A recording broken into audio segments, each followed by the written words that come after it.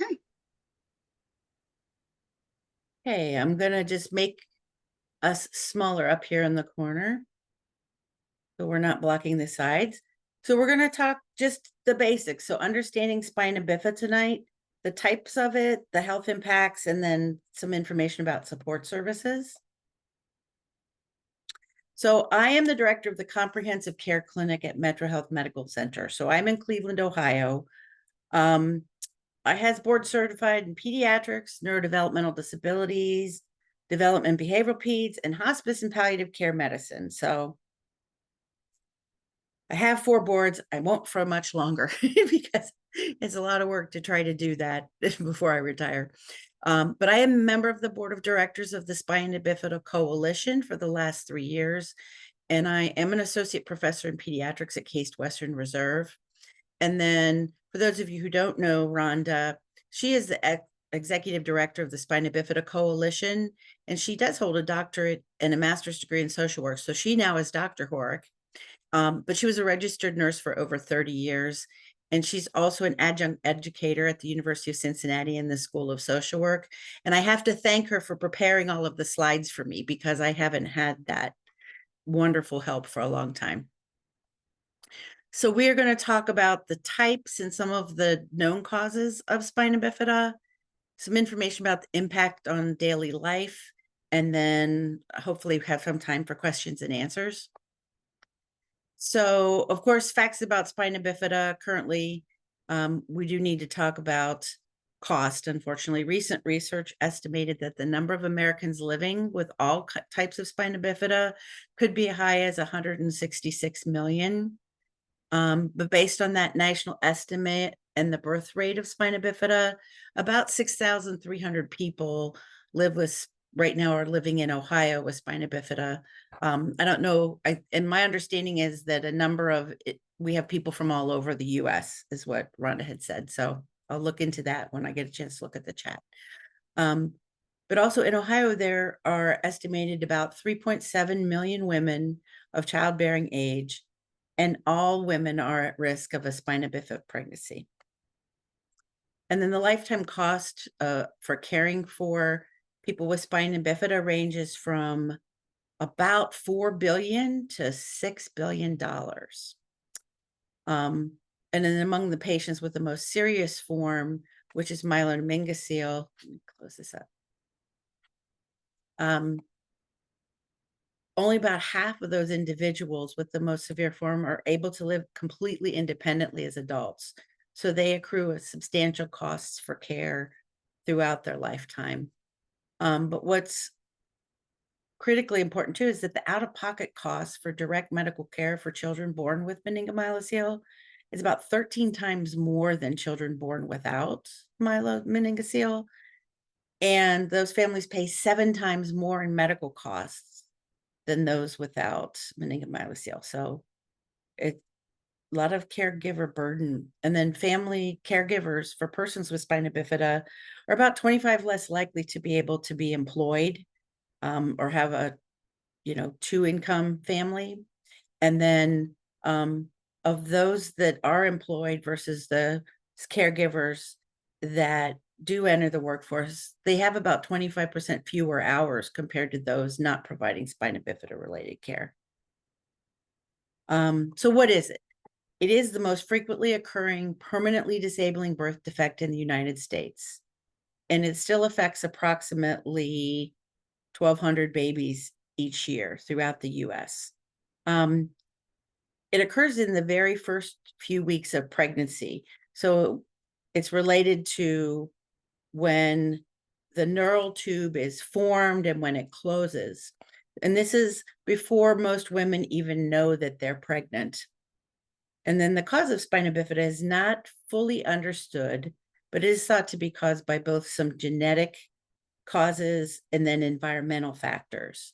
But we do know that the discovery that folate, which is a vitamin, is neuroprotective. So women of childbearing age should be taking care of their health and diet, even when they're not actively planning on getting pregnant. But that includes taking a daily folate vitamin supplement. So then the diagnosis, it's typically detected with routine ultrasound at about 18 to 22 weeks of pregnancy. Um, but as early as 16 weeks, they can do blood tests that screen for what's called maternal alpha fetal protein. So it used to be a triple screen and then a quad screen. So when you get that blood work early on, they're screening for alpha fetal protein. They're looking for myelomeningocele. They're looking for Down syndrome and some other more common birth-related problems. But the elevated AFP can suggest the presence of a neural tube defect. And then usually what happens that patients might undergo an amniocentesis, or now they do like a very high level ultrasound. So sometimes if you have a high AFP or any of those other markers, they'll send you to like a high risk pregnancy clinic to do a very sophisticated ultrasound. And then there's really three types. So what you see in the picture here to the lower right, the myelomeningocele is the one that is the most common, but it also is the most severe type. And then occulta means that there's not an opening, but really spina bifida just means that your spine is open so that the bones that surround the spinal cord, usually the back half of them is missing or part of that. So you can see it on a plain x-ray. But some people do have that, and then there's no opening. This is kind of a side view of your spine. So you see on the first picture, there's no opening. So the spinal cord is in there and is intact. With a meningocele, that means that the meninges, which is that lining that kind of protects the inner part of your brain and also your spinal cord, that just the meninges are out. So then you have what's popping out like a balloon. It's kind of filled with spinal fluid. But in a myelomeningocele, then you actually have nerves in there, so that you see that the nerves get trapped in there. So again, when we say spina bifida, mostly we're talking about the myelomeningocele. People with occulta do not have any external signs, but people with both just the meningocele and the myelomeningocele, some of the vertebrae aren't formed properly when this neural placode.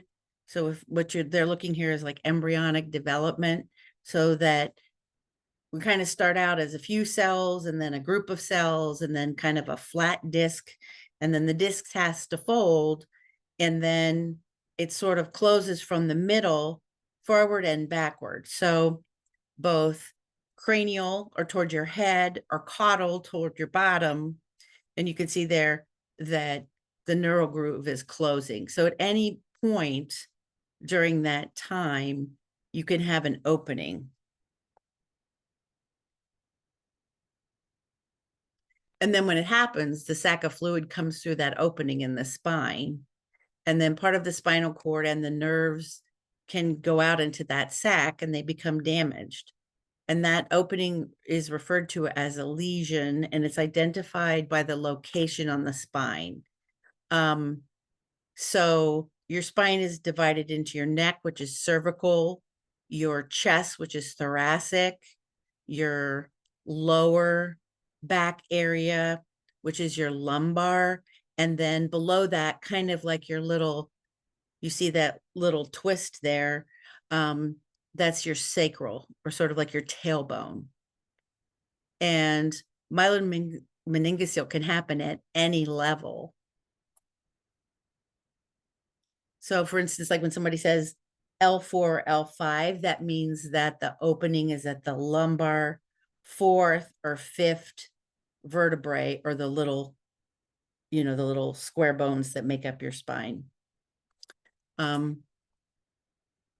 The lesions now actually can be repaired sometimes in utero, meaning in the uterus.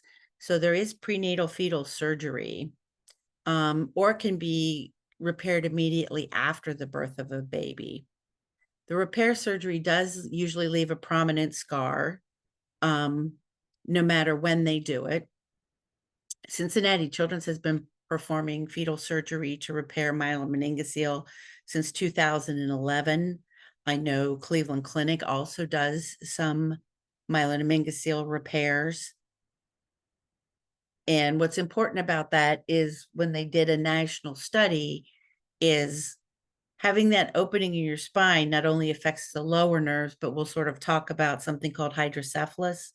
And of the children that had the fetal surgery, most of them were able to have better outcome with their ambulation, with their walking, based on the level, but then they also were able to avoid getting a shunt for hydrocephalus. So we're talking about the MOM study, the management of myelomeningocele.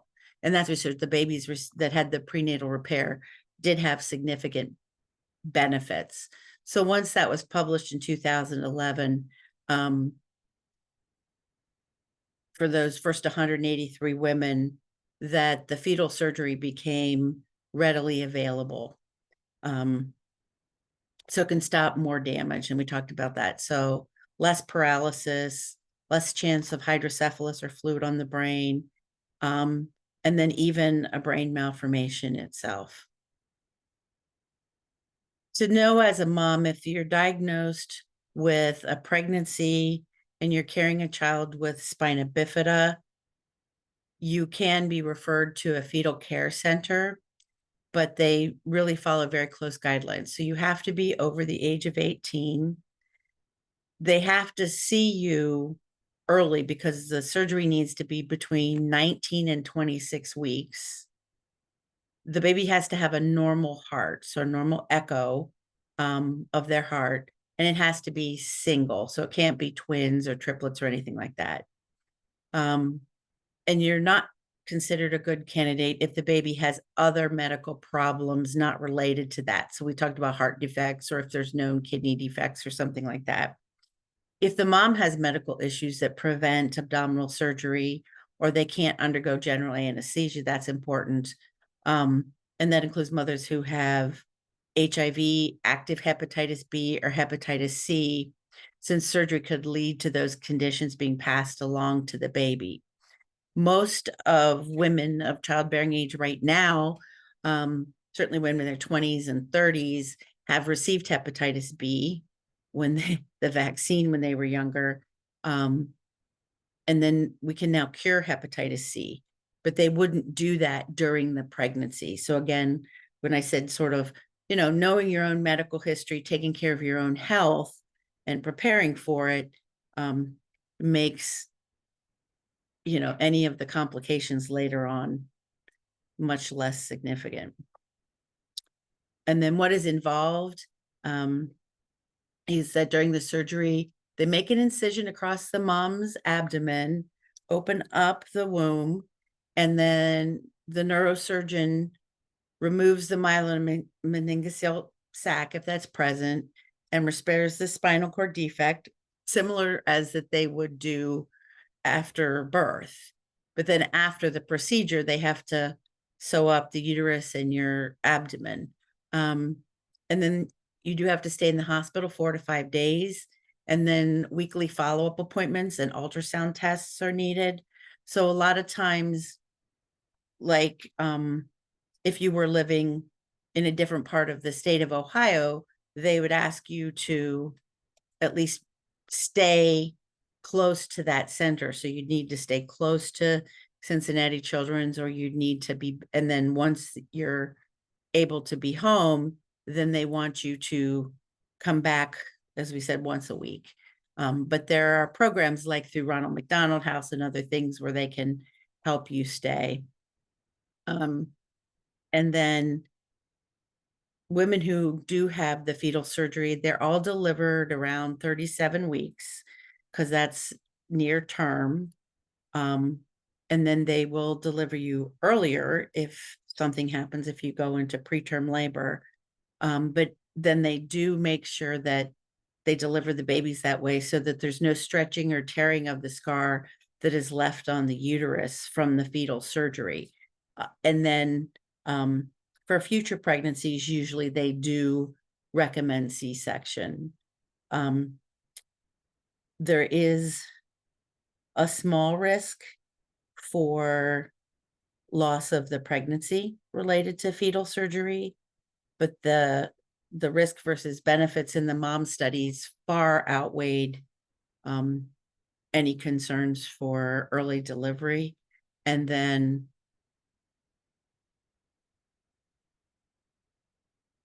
even children that don't have the prenatal surgery, if a myelomeningocele is identified, usually it's recommended that they also have a C-section around 37 weeks of gestation. Usually they don't want the moms to go into active labor. If you're not eligible for fetal surgery, you decide against it, the surgical repair usually takes place after the baby's born. So they usually do that within a few days after birth.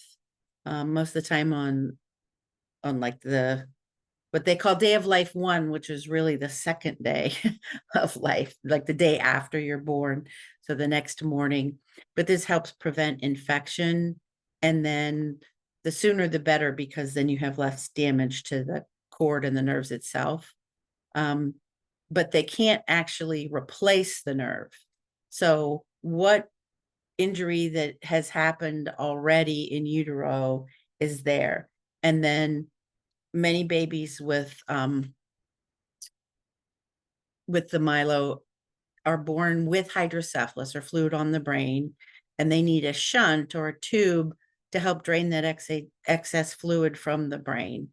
And the shunt placement surgery may take place within the first couple weeks. Usually they repair the spinal cord and then they monitor for a few days to a week, and then they'll make a decision whether you need a shunt at that time. And then the lesion, that as we talk about the level of where you have it and what nerve damage is there, is what causes the most significant symptoms or lifelong problems. So that can be the muscle weakness, and paraplegia or inability to walk. You can have your feet, your ankles, your legs, and or your hips all involved. And then long-term problems with your spine can include scoliosis, or sort of like twisting of your spine side to side, lordosis, which is forward, and then kyphosis, which is so lordosis is like of your back swaying, and kyphosis is moving forward. So I don't know if you can see my hands. I talk with my hands, but you don't see them. And then the location, the level of the opening generally determines which nerves are involved and the extent of it. So the higher the lesion on the spine, the more nerves can be affected. So if you have an opening in your thoracic or your chest area, you can actually have problems with breathing, with your core strength, your trunk movement, and with fine motor skills or your hand skills.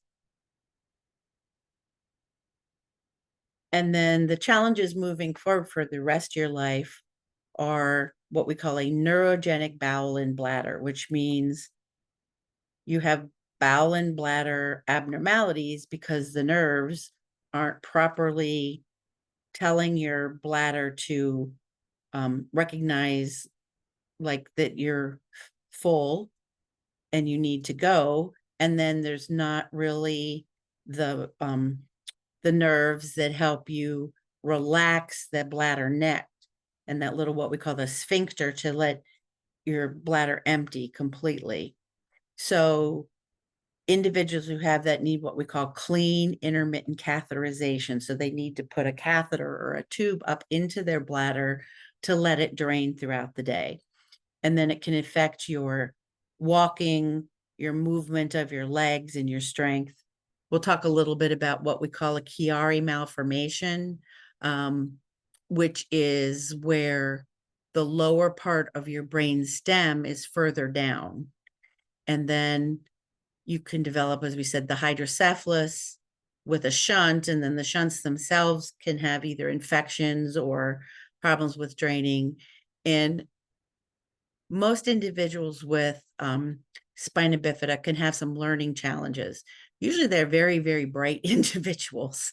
So it's not associated with like intellectual disability, but it's sort of an unusual type of learning difficulties, sort of like a different type of ADHD, a different type of focus, and a lot of time what they call nonverbal learning disabilities.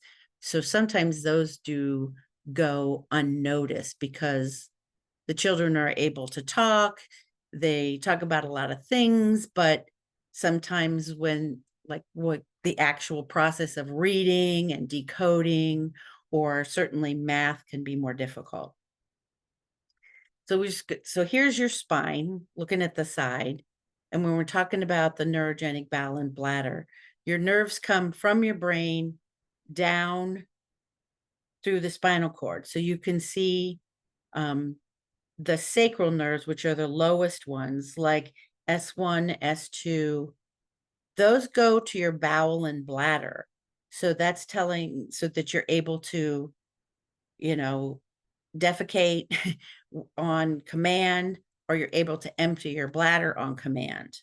Um, you also can have sexual dysfunction, but if you have a lumbar level, then a lot of times your leg muscles are involved. There are individuals that have what we call thoracolumbar. So it's sort of like the lower, it involves both those lower, where they say T11, 12, and L1.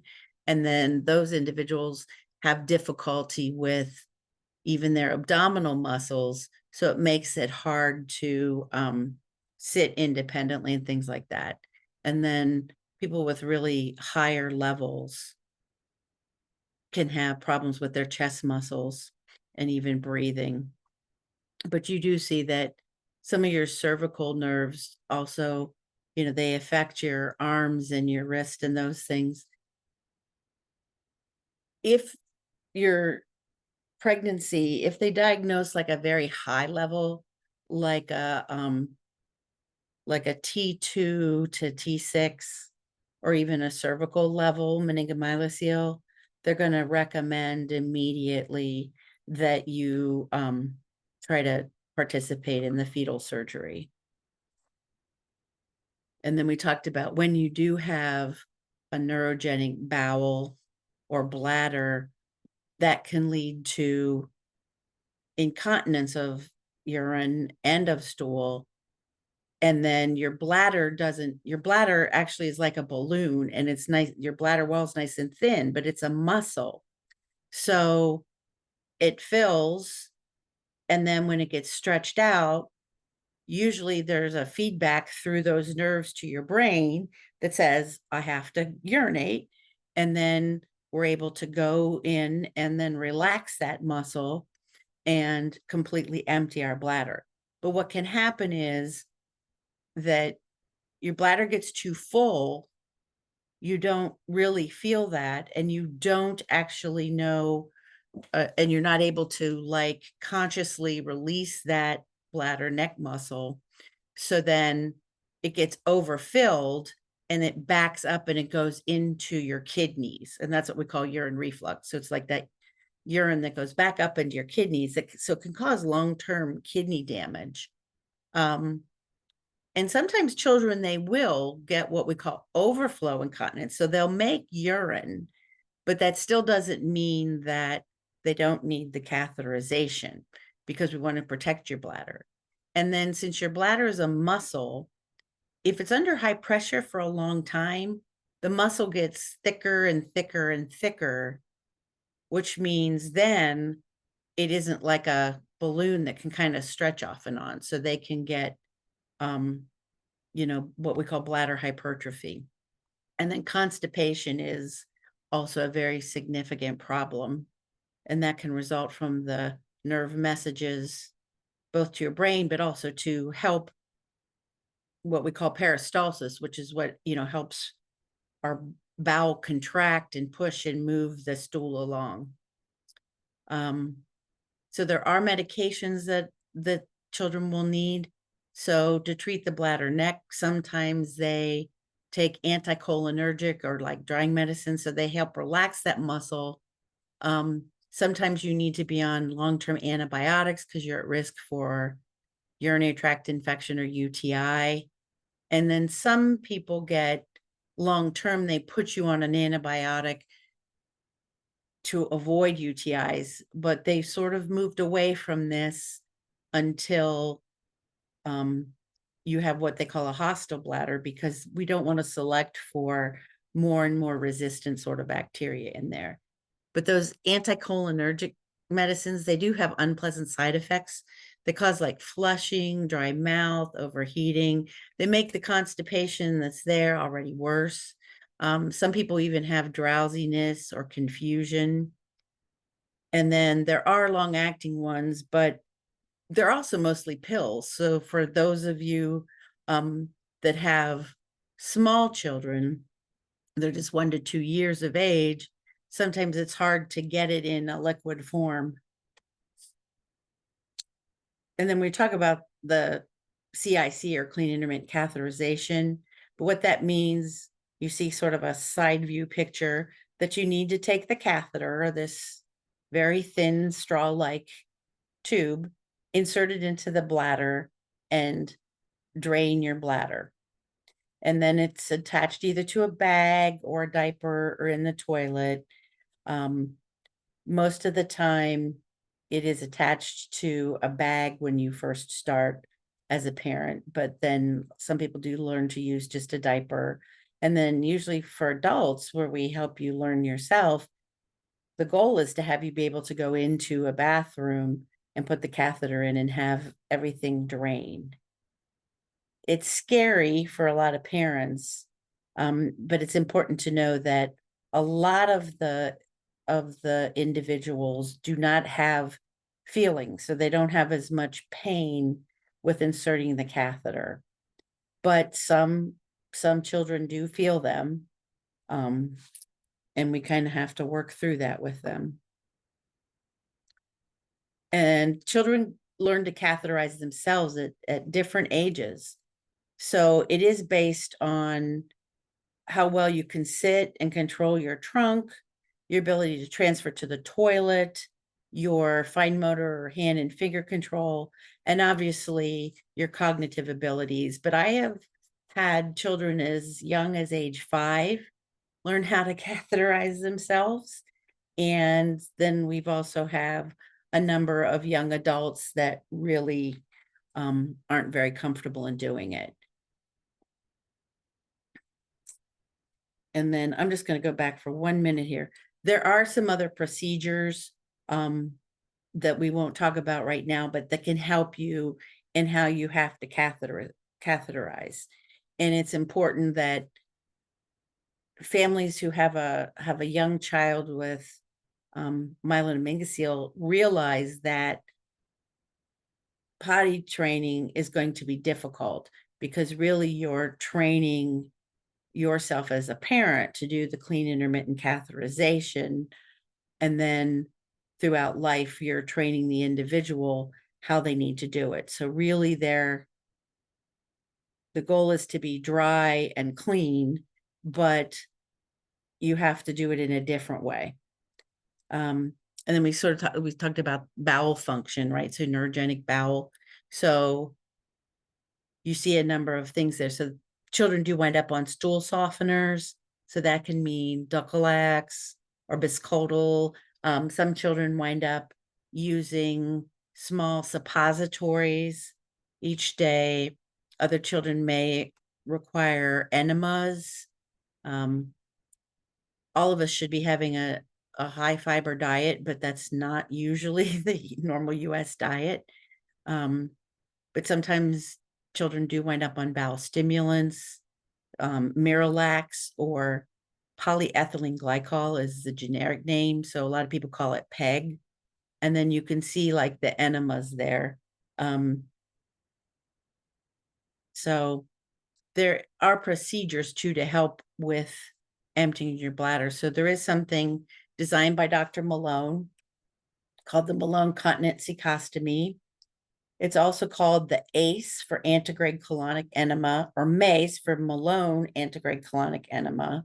So it creates a channel to access the colon and flush it clean of stool. So they take saline or saltwater irrigation, or as I said, the antegrade, meaning forward. So you're pushing forward all of the stool. So the person has this stoma, or like a little button that looks like the one that you see there, down in their right lower quadrant, because that's the start of your bowel. And it actually connects to your ascending colon. So you're pushing the fluid in, and then it needs to go up your right side, across your body, down the left side, which is your descending colon, and then through your rectum and out. And then sometimes, depending on how well things move, they may have you add either like glycerol to that, or even the PEG or the polyethylene glycol to the saline. And then they need, we talk about children with spina bifida have problems with ambulating. So there's lots of different types of orthopedic supports. Some need orthotics or braces to stabilize their joints. So they can be what we call AFOs, or ankle foot orthotics, or HKFOs, which are hip, knee, ankle foot orthotics. Or there are also some children just need something to help their ankles, and those are SMOs, or superior malleolar orthotics. But most of the time we just refer them to by the letters. Some people needed added stability, so they might need a walker, or what they call the loft strand crutches, which are the ones that they're long arm crutches. So they're a little bit different than the ones that go below, that you see when you have a broken leg. But a lot of individuals will use a wheelchair as their primary means of ambulating based on their leg strength. And then even a number of people, like when they are going to college or they're entering the workforce, they do sometimes go from using the long arm crutches in their home or with their friends to using their wheelchair just for speed when you're out and in the community. So Chiari malformation is a condition that's associated with spina bifida. The higher the level of the lesion, the more common it is, but they are very, very common. And what happens is the cord, actually, your spinal cord inside that canal, can become what we call tethered. So it's sort of held down. So it's lower in the canal than a typically developing child. And then that kind of pulls down the tissue. So your brain stem is pulled down into below, like the opening in your skull, which is called the foramen magnum. So it's pulled down through there, and then you can have some compression on that. So and then what is in your brain stem are your respiratory centers. So what tells you to breathe. So you can have sleep apnea. So not necessarily obstructive, meaning that you're heavy and things are sort of flopping back, but what we call central sleep apnea, meaning that your brain stem and the sleep center is compressed. So when you're asleep, your brain isn't remembering to tell you to breathe. And then you can have difficulty with swallowing or gagging, or stridor, which is that noisy breathing that sometimes we hear with croup. And then you can have muscle weakness of your arms and other things. So if you have a child with myelomeningocele and they don't have any problems initially, but you're noticing that their breathing is changing, or their swallowing is different, or there's more trouble with sleep, or like I said, there's change in your limbs, then sometimes they do a surgery that they actually remove part of your skull. So it's a surgery at your neck, and they relieve that pressure right there. And that's called decompression surgery. Not every child needs it, but parents need to be aware of it, and providers need to be aware of it. And I've been a pediatrician for 37 years, and there are people that miss it. I've had kids that say, they've come in, they had a meningomyelocele, and then they've been seen in, lots of urgent care centers, and they're like, gosh, he's had croup 4 times in the last 3 months. And I'm like, you need to go in and get a sleep study, and you need to go in and get an MRI, like now, like you're getting admitted, because sometimes it's more subtle. And then it's sort of showing you. So in the normal anatomy, your cerebellum is that little orange area there at the bottom, and it's kind of pulled down, but then also your respiratory centers are pulled down. So when the myelin meningocele is pulling everything down because part of the cord is out, and then it's kind of fixed at the bottom, then everything is pulled. And then hydrocephalus is actually accumulation of spinal fluid within the open areas, the ventricles, within your brain. And that is pretty common. And children who have a lot of fluid buildup need to have that drained off of their brain. So the shunt actually goes inside your brain, but then outside your skull. So from the reservoir and then the valve, that it's under your skin, but that's outside of your skull.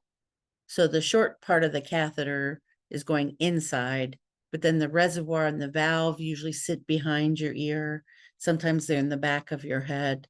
And then there's a long catheter that usually goes down into your belly or your peritoneum. So they're called a ventriculoperitoneal. They'll talk about a VP shunt.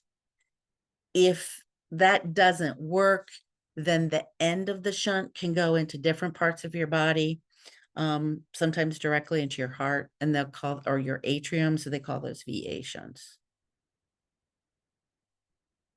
And then anybody who has a child with a shunt knows that they can develop malfunction of the shunt. So sometimes they can become blocked, or sometimes they can become infected. And symptoms of that are different. So some people get headaches, some children get vomiting, some children get seizures. Some people just get sleepy or lethargic. They just don't want to wake up. Sometimes you can just have sort of poor, subtle performance in school happening, or you can have a lot of like emotional lability or changes. Usually for a shunt, if you have one shunt malfunction, usually your child presents in a similar way each time that might happen. And I know one of the neurosurgeons that I worked with for a year, though, he talked about, he said, if you put in 1,000 shunts, there will be 100 shunt malfunctions, but those 100 shunt malfunctions will be in 10 kids. So some people are lucky and they don't have a lot of problems and they have one shunt for their whole life. Other people are very unlucky and they may require multiple shunts. But each shunt malfunction can be associated with long-term cognitive changes and things like that. So if your child has a shunt, make sure that you talk to the neurosurgeon or the nurses in their office, and that you understand and recognize these signs. If you're seeing them, then you want to go in immediately and be evaluated. And we talked about the learning challenge because of kind of the sticky type of attention, ADHD, or what we call executive function. So the ability to plan and carry things out. So often they are misdiagnosed as being lazy, or the teachers will say, I know he's really, really smart, and they are, but they're uncooperative, or they just never get anything done. And really it's more, the executive function. And sometimes we do try medicines like we use for ADHD, but they might not be as effective. And then children can have trouble with, as we said, math, reading, sequencing, nonverbal cues, problem solving, and sometimes with memory. And then this is the research partnership with the Spina Bifida Coalition. So since 2018, SBC and the Spina Bifida Center at Cincinnati Children's have been related in research on transitioning for adolescents and young adults with spina bifida. So you can kind of read through this more, but with support from the Rubenstein Foundation, they really were working to assess the barriers and the facilitators to make successful adult transition for adolescents and young adults. And I think actually the manuscript may be at this point completed. But what's important to know is that there are people that can help evaluate your child, and you could have a multifactorial evaluation through the school and get an individual education plan or an IEP to sort of help them, because the goal is to make everyone who has myelomeningocele, regardless of the level, be able to be a functional, happy, and healthy adult. Yeah, and then I'm ready to take as many questions as you want. So I'm going to turn this off. I will, you can unmute yourself, or I can go in and unmute. I think I can go in and unmute everybody. Yeah. Yeah, I'm going to stop the sharing. So if you have questions, feel free to unmute. It's not going to let me unmute. You have to unmute yourself. Or you can put them in the chat. Mm-hmm. Does anybody have any questions? I bored you all to death. Well, do you have any questions, Lisa? Gosh, I don't know. Yeah, I mean, my little guy's only 2. My grandson, so there's, we still have a lot to learn as far as, one of my concerns as a grandma is, how to handle, how they will handle in a school system, the bathrooming and those kinds of things. And I know in the grandparents group, we've talked a lot about that as well. Just as grandparents, and I know we've got a couple grandparents on here, we want that crystal ball, right, to be able to look ahead and say, figure out, oh, what kind of a is this going to be long term? What kind of challenges are there going to be? And I know, schools are equipped to handle it. Well, and it's important for parents to know that, the children, even though they don't have any trouble learning sometimes, they're still eligible for what they call special needs preschool based on the medical condition. Right. So with a letter from your provider, from your physician or NP or PA or whoever is following you, the school does need to make accommodations for that. So, a lot of us are used to saying, well, my child can't go to preschool because the preschool says they have to be potty trained. But it's illegal to keep your child out because they can't be potty trained. Usually we wait till 3.5 to 4 for children with myelomeningocele. Right. So, right. That's true. And then it's important too sometimes, because a lot of times for those moms of young children, I have to remind them, because they're like, well, his diaper's wet. He wets in his diaper. And, they checked him in the NICU and they did the catheterization and they said, I didn't have to continue to do the intermittent cath. And that's true. Usually they don't necessarily keep that until you're ready for your child to be dry. And then they'll follow you by doing like bladder control studies. So something they call urodynamics, So they want to Mhm, see, is your bladder soft and does it empty completely? mhm, And then they'll do that. So that a lot of times, I work in the county hospital. So sometimes I have children that are doing very well.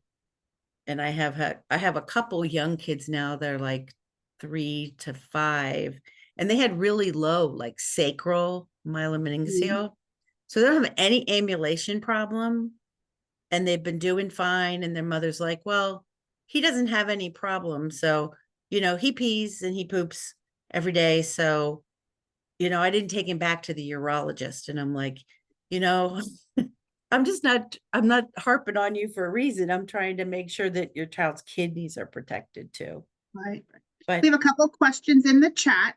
good. One is, would you be able to talk about Mitronoff? Mitronoff? The Mitrofanov? Yeah. Yes. So just like Dr. Malone developed the MACE, the Malone integrated Dr. Mitrofanov.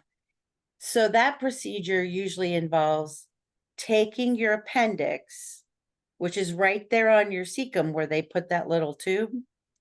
So they'll take your appendix and they'll use it to bring it out through your belly button and create a place where you can actually catheterize yourself. Mhm. So it shouldn't leak during the day, so you can be continent, but then you can just, quickly catheterize yourself. So put the tube in there. And then a lot of times um, like the urologist will do the Mitrofanov procedure, and some of them at the same time, because they're taking your appendix from right there where they do that MACE, then they put that in. So then you can, basically you can catheterize yourself throughout the day to get the urine out. And then once a day, you do that flush. So you get all of the stool out. So then you can wear regular underwear and go to school and not be in a diaper, and it's much easier. And a lot of women like that too, um, especially when you're older, because if you're wheelchair dependent, because you don't necessarily have to transfer to a toilet to do that cath. And you don't necessarily, like as a teen, have to go into the nurse's office and get moved to like an exam table or something for the nurse to help Mhm. cath you. It's right there. Most of us can find our belly button.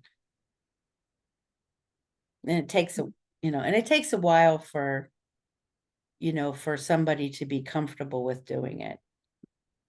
We're talking to mostly to about medical stuff, but it's kind of like, I usually talk to moms. It's like, well, it's kind of like learning how to use a tampon. If you think back to those, and some people never want to do that. So it's like, and they really are fearful of cathing from below. And as women, you can't usually see where it's going, and you're not comfortable. So having that Mitrofanov is really helpful. Another question, what are some of the issues being researched to improve outcomes? So I think, as you heard, what they're trying to find out are what are facilitating factors. So um, and a lot of that is like being, bowel and bladder continence is really important, because that's going to affect you socially, and it's certainly going to affect you in the work area. Um, I don't know if Diane's on there too, because she participated in that study. I think she's Mhm. on Diane, can you hear us? She's still having some technical Oh no. issues. It's in Yeah. and out, So she said, that, and then I unfortunately. think like the age where you attain those things and your understanding throughout the transition period, and then also um understanding your learning strengths and weaknesses, Mm, because you do much better if you had them. Oh, Diane's only hearing a third of our audio. Okay. yeah. Does anybody else have any? Okay, so thank you. Your 6-year-old had great luck with her. Yeah. Mhm. Yeah. And I think that and I have patients Mhm. that are in their 20s and still afraid to get one. And Mhm. it's like, we should film your 6-year-old doing that because it's like, no, because it just makes life so much easier and it makes you feel independent. Mhm. So that is, oh, hi. Hi, so sorry. I was, on my had myself off. But yeah, it was a game changer for her. And I mean, being so young still, but Mhm. she does it herself at school. I mean, she goes to the nurse, and the nurse kind of makes sure she's doing everything the way she should be, but definitely has given her that independence for sure. But I So think that's what I do know, that one of the facilitators is sort of moving from us as parents feeling like Mhm. this, my fragile child needs me to do everything for them. Mhm. yes. I don't want to put them through a surgery because I'm more than willing to cath them from below. So if Yes. you're like, so doing it, as you said, like age 4, 5, 6, 7, when they want to be independent and they want to be able to do things, like go to dance class, Mhm. you know, then is great, because a lot of young adults, it's really hard then to separate from their parents, because if their parents have already done stuff for them, Yeah. Oh, Mhm. I can definitely see that for sure. Yeah. yeah, no, I have a lot of teens that their moms really wanted to do it. I don't think, somehow I jumped through that. I didn't talk about it, that it is more, so there's more native Alaskans, or like people we used to call Eskimos, right? Mhm. That have a higher risk. And then also Hispanic families tend to have higher levels of that. But I just know culturally, those moms, they just, especially for the boys, oh, I'll do everything for him, you know? And I'm like, your son is 16 years old and he doesn't even make a sandwich for himself, Mhm. you know? Yes.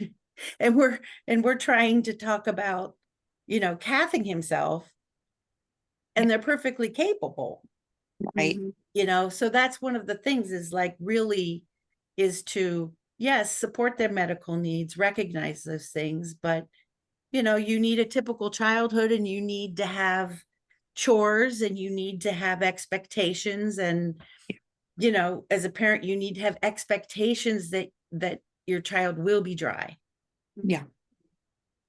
That really helped us too, or it was a big decision on the MetroHealth because even with the cathing, she would still leak and we couldn't get out of diapers. And I mean, she was still little, so it was a hard kind of thing to weigh out. But they also were able to do a bladder neck augment where she doesn't leak below. So Right. that was, yeah. Yeah. Yeah. Yeah. That's a wonderful procedure. And even if they can't do the Mitrophanoff, like with your appendix, they can sometimes do like what they call a catheterizable stoma, that's like on the upper part of your body. Oh, yeah. And then somebody said, how old was she? She Usually, actually has had it for 2 years now. So she was only 4. Mhm. okay. Um, yeah, I think they were kind of like I said, a lot of it was that whole part of, trying to keep her dry and trying to work through Mhm. that. And she's pretty mobile. We noticed like times when she would have surgery and have to use, like, because we have a wheelchair, and um she would be more continent times when she was less mobile, if that makes sense. Mhm. Something about like being up moving around. I think that somewhat made the continence part harder for her, honestly, because we had better luck keeping her clean and dry when she would be less mobile and things. But Mhm. um, considering that for the most part she's able to walk and get around fairly well, it was, that was a big part for her. So Mhm.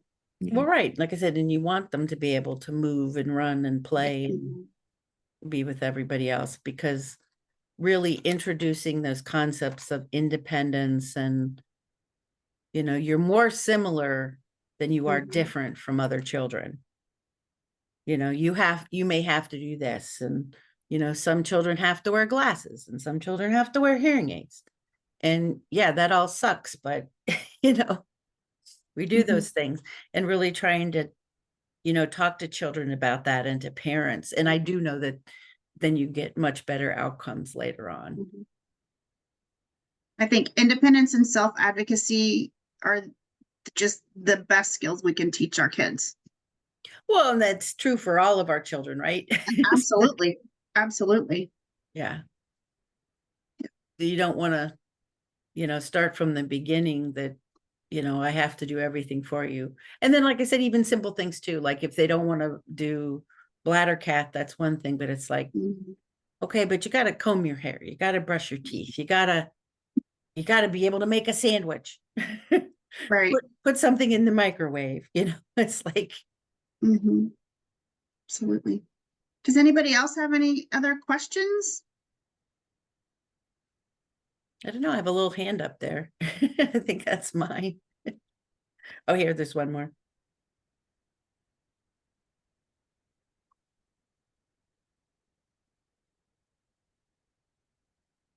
Oh, I think that was just yours. This is how old were you when she had Yes. Yeah, surgery? because I haven't seen anyone. Okay. Okay. Well, I know we've been beyond the time. So thank you for all staying on.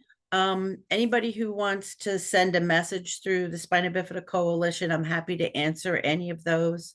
I've been doing this a long time Mhm. and I've seen good outcomes, bad outcomes. We all do the best in raising our child, and we all also have to give up the guilt as mothers. I will tell you that. And if you didn't decide to do a Mitrophanoff when your child was 4 to 6, it's okay. Mhm. I'm talking to 25-year-olds too now. It's like, well, you can do it. Like, go see the surgeon, see Right, what they right. tell you. Mhm. Well, thank you, Dr. Dietz, so much for your time. We really appreciate that as well. I want to let everyone know that our next learning program is March 26th, and it's on medical management. Yep. So You'll hear thank you lots more. guys for coming. We really appreciate your time, and keep Rhonda and her family in your thoughts too. And Yeah. I know she'll be anxious to be with us next month in March. So Yeah. And I know the specialist from the clinic will be able to answer lots more medical questions too. mhm. Yeah, thank you so much. Let Yeah. us know if there's anything that you need. Reach out to us at the coalition if we can help you with anything. So thanks, you guys. Have a great night. Bye. Bye. Thank you.